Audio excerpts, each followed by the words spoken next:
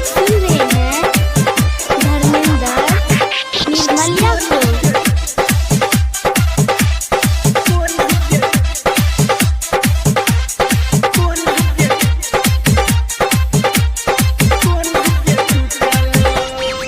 ये तोरा कान के बाली छोड़ी कोना के टूटलो।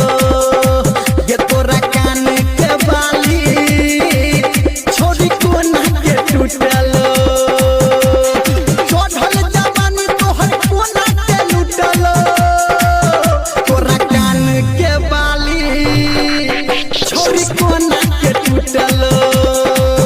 तोरा कान के बाली तोरा कान के बाली छोड़ी कोना के टूटलो। ये तोरा कान के बाली डीजे सुमित सतीश रैमा।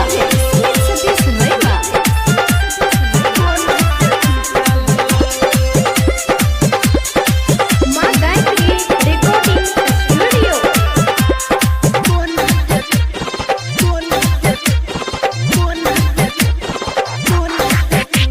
सारी तोहर मॉडल सोरल बुझाई छो।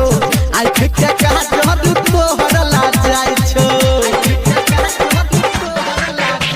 सारी तोहर मॉडल सोरल बुझाई छो।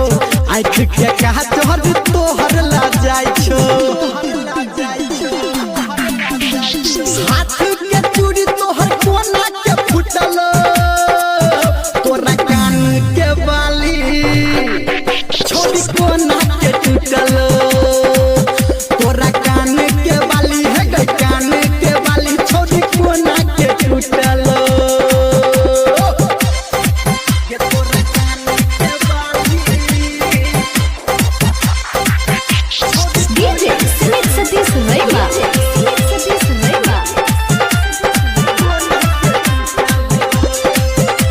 अभी आप सुन रहे हैं धर्मेंद्र निर्मलिया को।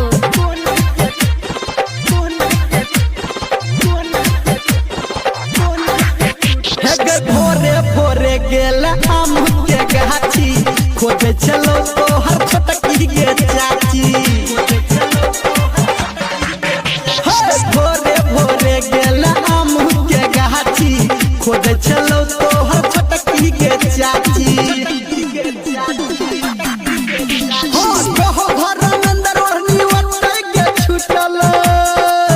तोरा कान के बाली छोड़ी कोना के टूटल।